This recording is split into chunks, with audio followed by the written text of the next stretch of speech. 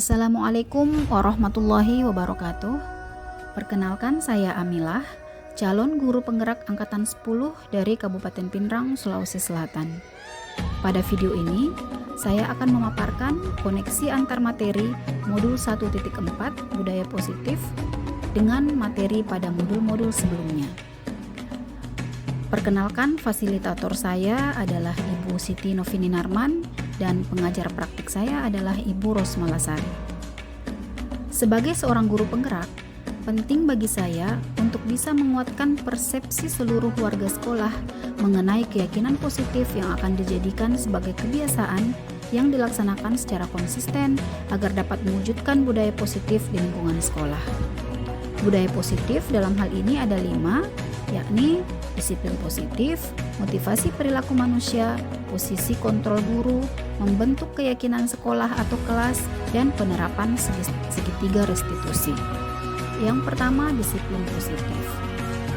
Dengan menanamkan disiplin positif, anak-anak akan diajarkan bagaimana bertanggung jawab dan menumbuhkan kesadaran bagaimana menjadi orang yang mereka inginkan, dan bagaimana menghargai diri sendiri sesuai dengan nilai-nilai kebajikan yang mereka yakini. Disiplin diri dapat menyadarkan murid akan tindakan mereka berdasarkan motivasi intrinsik, bukan karena motivasi ekstrinsik, dalam hal ini pujian ataupun hukuman. Yang kedua, motivasi perilaku manusia. Terdapat 3 jenis motivasi perilaku manusia. Yang pertama, untuk menghindari ketidaknyamanan atau hukuman. Yang kedua, untuk mendapatkan imbalan atau penghargaan dari orang lain. Dan yang ketiga, untuk menjadi orang yang mereka inginkan dan menghargai diri sendiri dengan nilai-nilai yang mereka percaya. Dengan memahami ketiga motivasi ini, guru dapat memahami motivasi perilaku muridnya.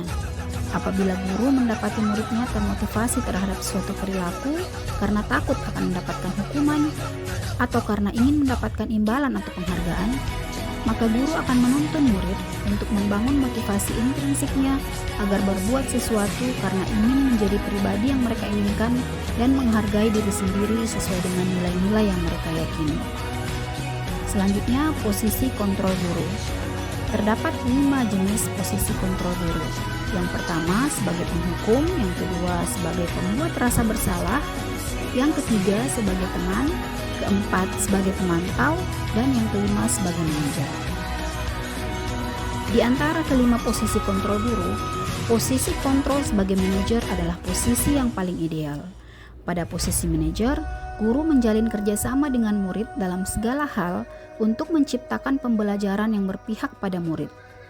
Dalam penyelesaian masalah murid pun, guru cenderung menerapkan teknik restitusi yang akan mendorong murid untuk menjadi pemimpin bagi dirinya sendiri, sehingga akan menciptakan identitas positif dan keberhasilan pada murid. Selanjutnya, membentuk keyakinan sekolah atau kelas. Guru berperan dalam mewujudkan keyakinan di sekolah atau kelas melalui kesepakatan antara guru dan murid. Keyakinan tersebut merupakan nilai-nilai kebajikan yang dipercaya secara universal.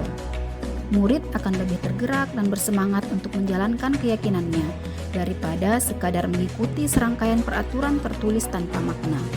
Mereka perlu mendengarkan dan memahami makna sesungguhnya dari peraturan yang berlaku. Apa nilai-nilai kebajikan di balik peraturan tersebut, sehingga murid dapat memahami tujuan mulia dari keyakinan sekolah atau kelas yang telah mereka sepakati. Selanjutnya, penerapan segitiga restitusi. Segitiga restitusi merupakan proses penciptakan kondisi bagi murid untuk memperbaiki kesalahan mereka sehingga mereka memiliki karakter yang lebih baik dari sebelumnya. Tujuan dari segitiga restitusi adalah menumbuhkan sikap mandiri dan bertanggung jawab pada murid.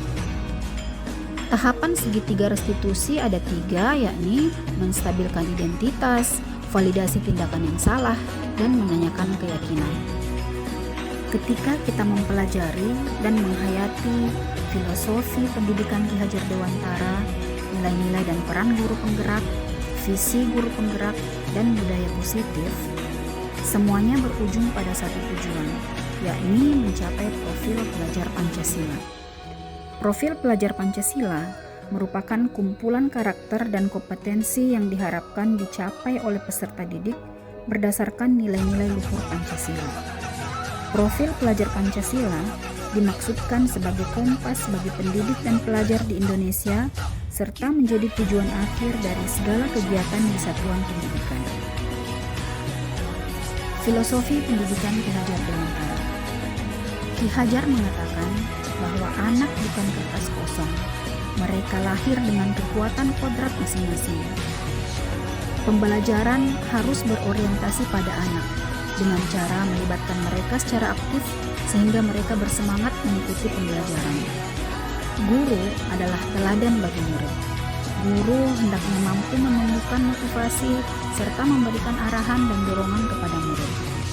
Dalam memberikan pengajaran, guru hendaknya menyesuaikan diri dengan kodrat alam dan kodrat zaman mereka. Kaitan filosofi pendidikan Ki Hajar Dewantara dengan budaya positif.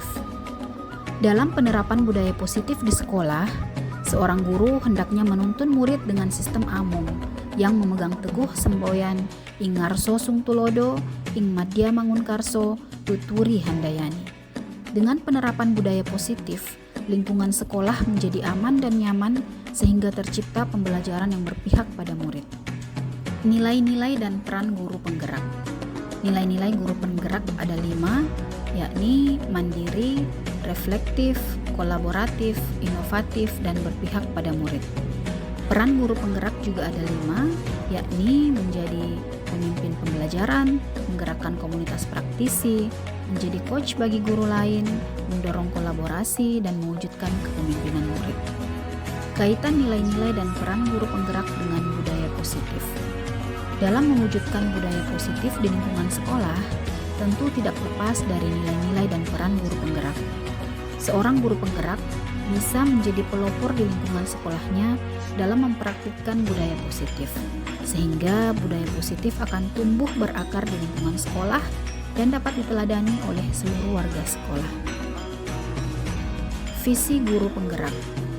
Visi guru penggerak merupakan gambaran tentang bagaimana kondisi murid di masa yang akan datang, yakni mewujudkan profil pelajar Pancasila. Untuk mewujudkannya, guru harus melakukan prakarsa perubahan. Agar prakarsa perubahan dapat realisasi secara efektif, maka kita bisa menggunakan pendekatan inquiry apresiatif melalui tahapan Bagja. Kaitan visi guru penggerak dengan budaya positif. Salah satu visi saya sebagai guru penggerak adalah mewujudkan generasi yang beriman dan bertakwa kepada Tuhan Yang Maha Esa dan berakhlak mulia. Untuk mewujudkannya, sekolah harus menerapkan budaya positif sehingga murid akan terdorong dan terbiasa untuk menerapkan perilaku positif sesuai dengan keyakinan yang telah disepakati. Refleksi pemahaman budaya positif. Sejauh mana pemahaman Anda tentang konsep-konsep inti yang telah Anda pelajari di modul ini? Adakah hal-hal menarik yang menurut Anda di luar dugaan?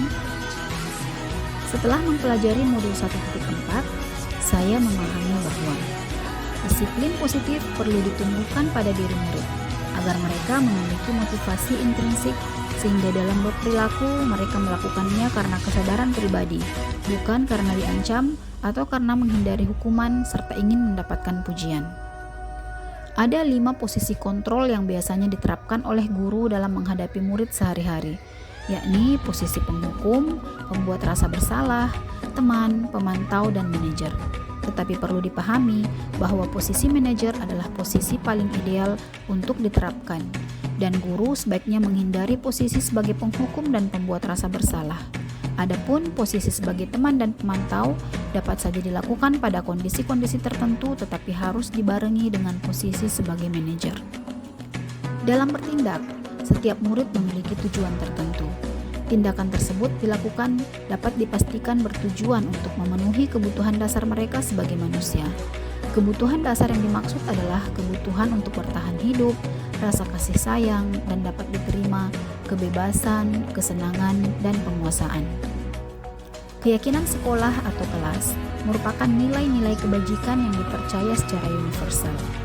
Peraturan yang diberlakukan di sekolah sudah saatnya diubah menjadi keyakinan sekolah atau kelas agar murid memahami makna atau nilai-nilai kebajikan dari peraturan tersebut tidak sekadar mengikuti aturan tersebut karena takut dihukum atau ingin mendapat pujian.